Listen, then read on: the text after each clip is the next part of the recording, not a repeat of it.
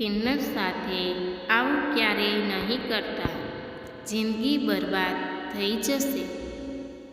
કિન્નર માત્ર અમુક નસીબદાર વ્યક્તિને જ વસ્તુ આપે છે, અને જો તમને પણ આ વસ્તુ મળી ગઈ તો તમે સમજી લેજો, લક્ષ્મી માતા સાક્ષાત તમારા પર મહેરબાન બની છે. કિન્નરોની દુનિયા હજારો રહસ્યોથી ભરી પડી છે, તેમજ કિન્નર સમુદાય પ્રત્યે હજુ પડદો ઉઠાવવાનો બાકી છે.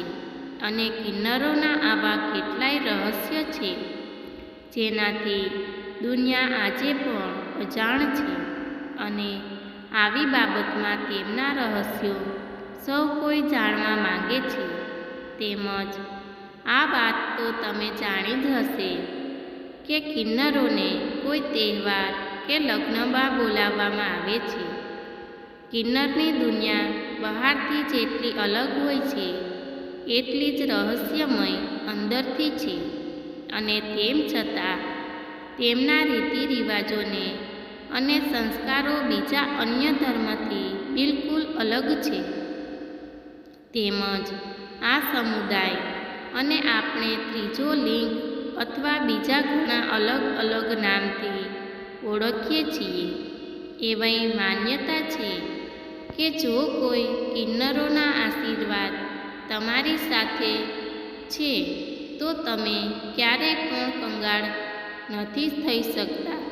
તેમજ એવું માનવામાં આવે છે કે જો તમે ખૂબ મહેનત કર્યા પછી પણ તમને પૈસાની અછત પડી રહી છે તો તમારે કોઈ કિન્નરના આશીર્વાદ લેવા જોઈએ. જો તમે આવું લાગે છે કે તમામ કોશિશો બાદ તમને સફળતા નથી મળી રહી તો તમારે ક્યારેય કિન્નરોને દુઃખી ન કરવા જોઈએ.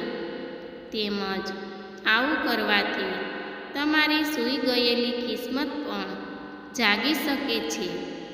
તેમજ જો તમે ઈચ્છો છો કે તમારી પર ક્યારેય કોઈ પણ પ્રકારની મુશ્કેલી ન આવે અને તમે હંમેશા અમીર બન્યા રહો તો કિન્નરોને ક્યારેય પણ દુઃખી ન કરશો.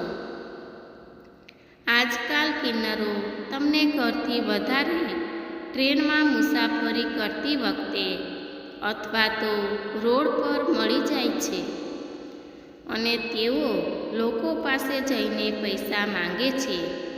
પણ તમને જણાવી દઈએ કે જે લોકો તેમને પૈસા આપવાની ના પાડે છે તેમને ભયંકર ગરીબીનો સામનો કરવો પડે છે.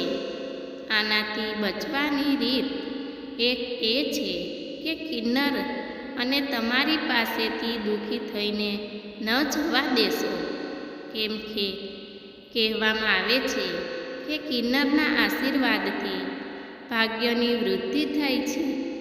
અને જો તમે કિન્નર પાસેથી 1 રૂપિયાનો સિક્કો લઈને પોતાના પાકીટમાં રાખો છો તો તેનાથી તમારી બધી જ મનોકામના પૂરી થઈ જાય છે. અને જો કોઈ કિન્નર કોઈને બદદુઆ આપે તો તેની જિંદગી બરબાદ થઈ શકે છે. એટલે જ્યારે પણ કોઈ કિન્નર તમારી પાસે પૈસા માંગે તો તમારે પૈસા આપી દેવા જોઈએ.